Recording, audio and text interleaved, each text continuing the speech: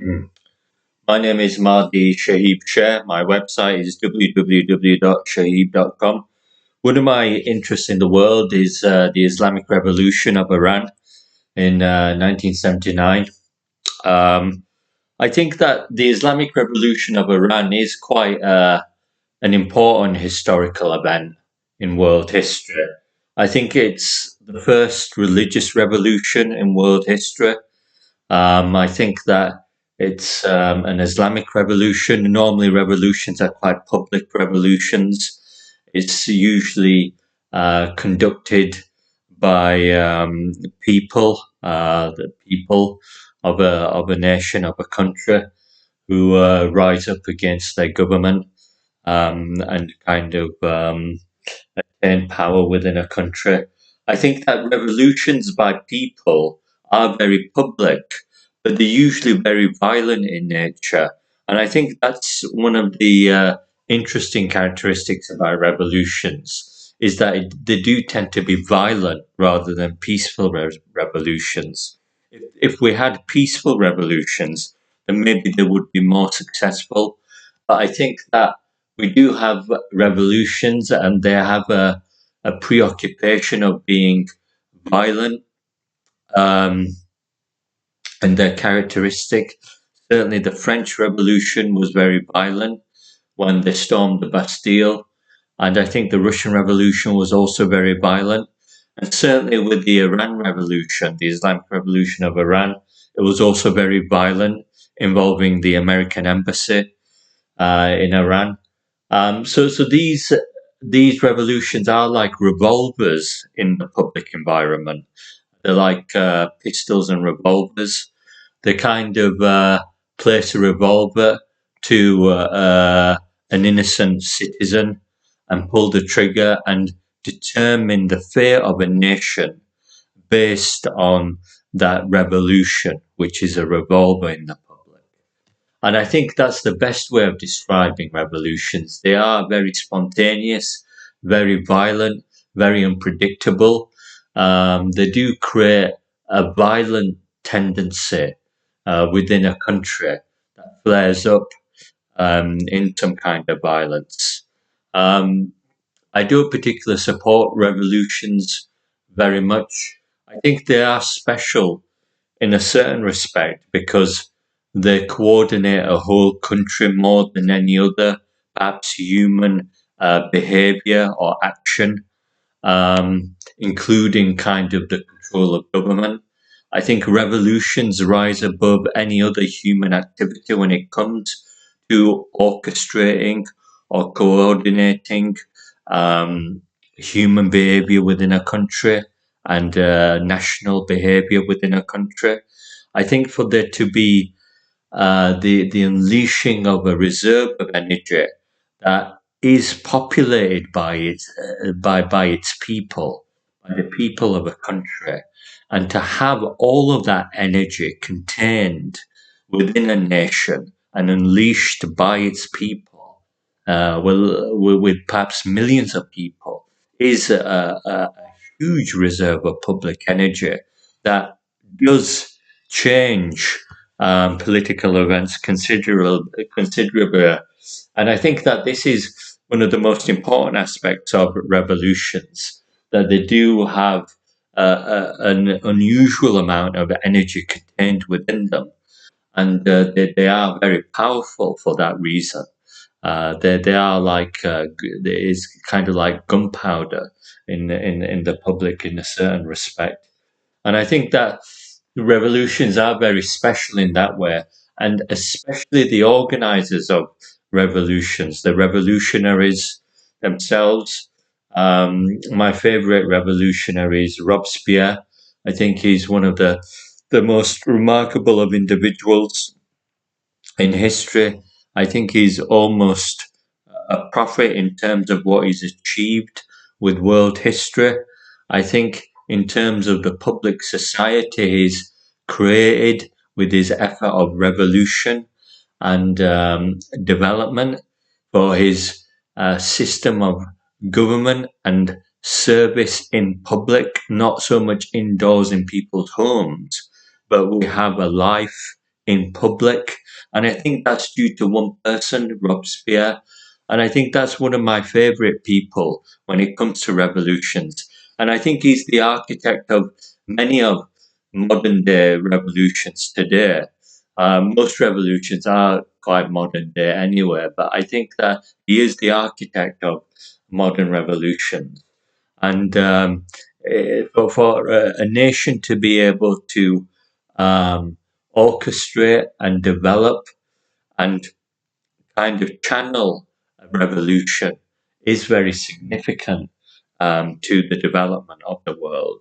We've only had maybe 5 or 6 revolutions in world history, but they've unleashed such a ferocity of energy, such a outpouring of feeling and emotion by people who are most well placed to deal with decisions within their own world and their own environment. It is down to the individual and the person to make decisions for himself. It's not down to the government to make decisions on their behalf, but it's down to the individual to make decisions for the benefit of their world.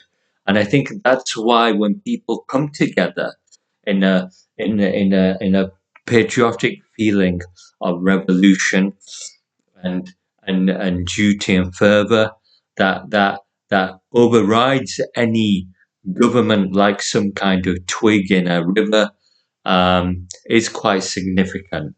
And I think that shows you the sheer scale of revolutions, the power of revolutions, that often governments are toppled like branches off of a tree or a twig off of a bush. I think that when we look at the dead wood that these governments become in the face of the tide of revolutions, it is very significant to see the energy and the potential of revolutions contained with individuals and populations and their nations as well. So I think revolutions are very special to the world.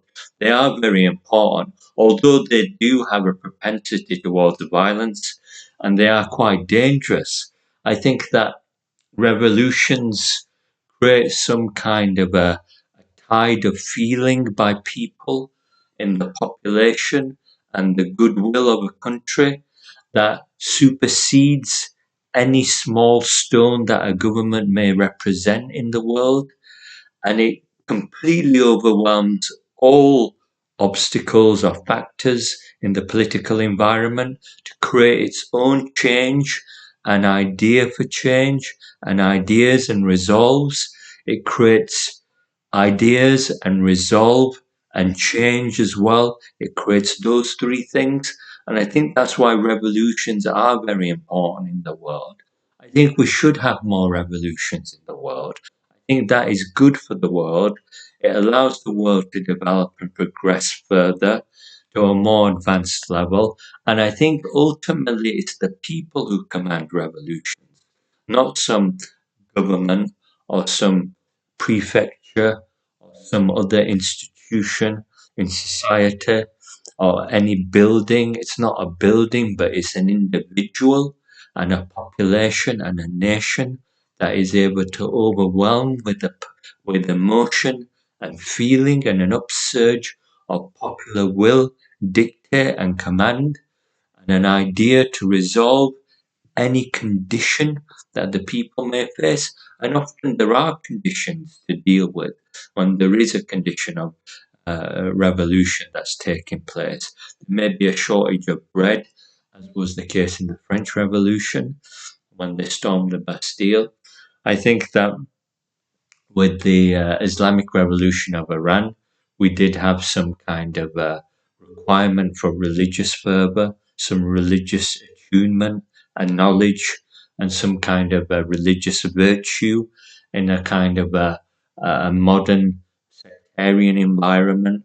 So I think that revolutions do kind of come together in the face of maybe small challenges, but maybe unprovoked and outrageous challenges do provoke the dignity of maybe a person and the feelings, in the climate.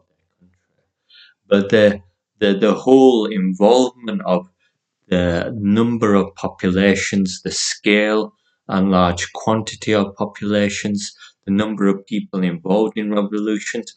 We're not talking about small armies of maybe 250,000 strong or 500,000 strong. We're not talking about a group of ministers who are able to command the government or an individual dictator who's able to come together and perhaps direct a country during a time of need. What we're talking about is a large volume of people who are able to coordinate themselves and systemize themselves and are able to, in some spectacular way, coordinate hazardous emotions into a single will, into a single group of people that is able to create single change throughout a nation. And I think that that is significant about a revolution.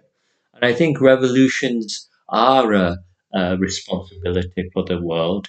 It is um, kind of a psychological condition within individuals, within citizens, people, and members of the public to kind of come together in times of need and to ensure that no discord is ever ordained as acceptable. So I think that's one of the interesting things about revolutions. They are like handguns and revolvers in the public, and that is quite significant. I feel that with the Islamic Revolution of Iran, I was personally involved with that as Mahdi Shaheeb Sher. I think I did that at birth with coordination with America. I think America coordinated the Islamic Revolution of Iran. I think that revolution is American by origin, and there is public information about that. The Islamic Revolution of Iran is part of an American, is part of an American world, and it's an American revolution that comes from America, maybe Washington itself. But I think that it was coordinated as some kind of a birthday gift for Mahdi Shaheeb Sher. And I think that this is quite important because it's the first religious revolution. We've not had a Christian revolution. Usually, revolutions are very secular.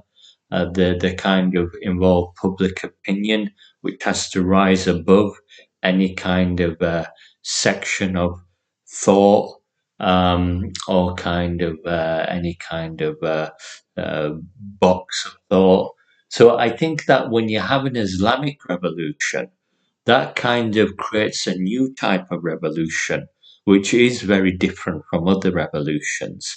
And it sets a new precedent for revolutions, which wasn't there before. And I think that is the Islamic revolution is quite special because it's a revolution that can be very popular throughout the Muslim world. It was very popular in Iran. And I think that there's a lot of public basis and popular basis for revolution throughout the Muslim world today at this moment in time. So there is a lot of feeling and popular support for Islamic revolutions all over the Muslim world. That's why you could have an Islamic revolution of Iraq, you could have an Islamic revolution of Indonesia, of Egypt, of Tunisia, of maybe Morocco and Turkey as well, perhaps. There could be lots of Islamic revolutions, all modeled on the Iranian Revolution, the Islamic Revolution of Iran. It could be modeled on that. And that's when religion is taking a precedence in a nation because it's deemed best suitable for a people to have some kind of guidance and instruction, but mostly guidance from kind of a religious kind of indoctrination, a religious type of teaching and will that is able to guide the sentiment of people. And I think that's what's very important about religious revolutions as opposed to normal revolutions. Um, they occupy a public space, but they introduce religious virtue, religious teachings, religious kind of guidance in a society where religion can be seen as perhaps a good example to follow for moral reasons and ethical reasons. And I think those are the best ways to describe religious revolutions, especially the Islamic revolution. They're there for ethical reasons, they're there for moral reasons and ethical reasons. And I think when ethics comes to the top of society, then it has to be a good thing because it ensures that a person is bound by duty and goodwill to perform his best intentions and to always be on the side of law with his own reason of good intention and behavior. It's good intentions, good behavior, and good thoughts. I think these three things create some ethical basis society which creates a personal law within individuals, not just uh, government laws or national country laws. It also creates individual laws, very personal laws, which are also very powerful in coordination with government laws. So I think to have personal laws where an individual does consider the welfare of other people, does consider the conscience of other people, does consider kind of the dignity and benefit of other people on a personal respect, as a kind of a moral obligation, and as an ethical regard for his fellow human being. This is something that is very powerful, and I think it could even supersede government law and country law, because if a person can think on an individual capacity with ethical reason for the ethical regard of his fellow human being, then he does become a noble individual who is more better placed with his character to behave with other people. He does that in coordination with the country's laws. He does that in system with a nation's laws, in tangent with a country and government laws. He does that as kind of a moral kind of ethical regard for his country, his government, his leaders, and his fellow people. And I think these ethical regards and respects out of ethical consideration as some kind of a personal law through religious virtue and religious reason and ethical considerations is a new system of government, creates individual kind of units of government within a nation. And I think that's what people can kind of represent themselves as representatives of their country with patriotic feeling, with ethical regard, and with true intention for the good of their nation and for their fellow human beings.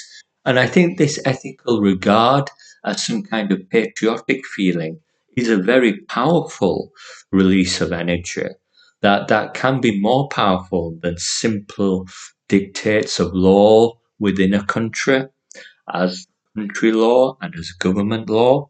But I think if people do have patriotic reasons and they do have their own principles and dignity and honor, and if they do have religious spiritual guidance that creates a new intelligence in their mind, that creates kind of a compassion, consciousness, and a true feeling of goodwill, fellow happiness with fellow people, then these positive emotions and feelings are very genuine and very acceptable for the public environment. And I think this should be considered very beneficial for the public environment, especially with an Islamic revolution, and especially for the development of a nation and its laws and its government and its advanced government and its system of government.